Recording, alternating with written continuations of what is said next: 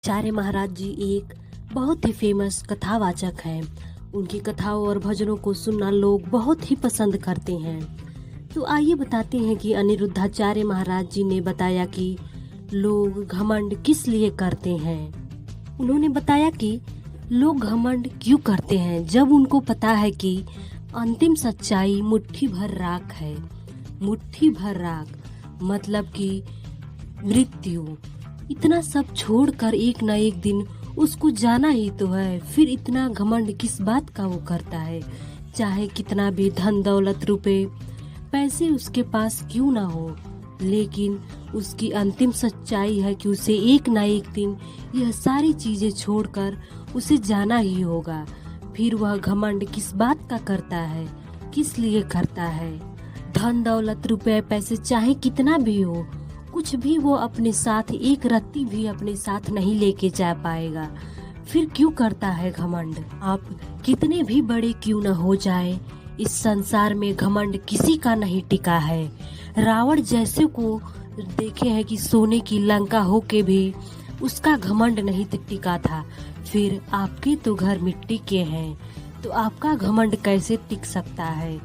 जब रावण का भी विनाश हो गया, इतना घमंड था, इतना अहंकार था उसके अंदर, फिर भी उसका विनाश हो गया।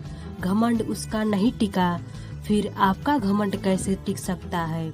इसीलिए इंसान को घमंड नहीं करना चाहिए, चाहे वो किसी भी चीज का घमंड हो, सुंदरता का हो, चाहे धन दौलत रुपए पैसे का हो। वह एक ना एक दिन खत्म हो जाएगा। सब कुछ छोड़कर आप चले जाएंगे। अहंकार ही मनुष्य के विनाश का कारण है। वो इतना अहंकार में डूबा रहता है कि एक ना एक दिन उसका विनाश हो ही जाता है। इसलिए अपने किसी भी चीज का गुमान घमंड न करें, वह एक ना एक दिन खत्म हो जाएगा। किसी का भी इस संसार में घमंड आज तक नहीं टिका है, इसलिए घमंड कभी नहीं करना चाहिए। अरे तुम घमंड किस बात का कर रहे हो। आज मिट्टी के ऊपर हो और कल मिट्टी के नीचे रहोगे। कुछ भी तुम लेके अपने साथ नहीं जा सकते। खाली हाथ आए थे और खाली हाथ ही जाओगे। इसलिए घमंड कभी नहीं करना चाहिए किसी भी इंसान को, क्योंकि इंसान के साथ सिर्फ उसका गुण, उसका चरित्र कैसा है, उसका व्यवहार कैसा है, वह समाज में लोगों के साथ उसका बर्ताव कैसा है, सिर्फ इन्हीं चीजों से लोग तुम्हें याद करेंगे। यही चीजें तुम्हारे साथ जाएंगी।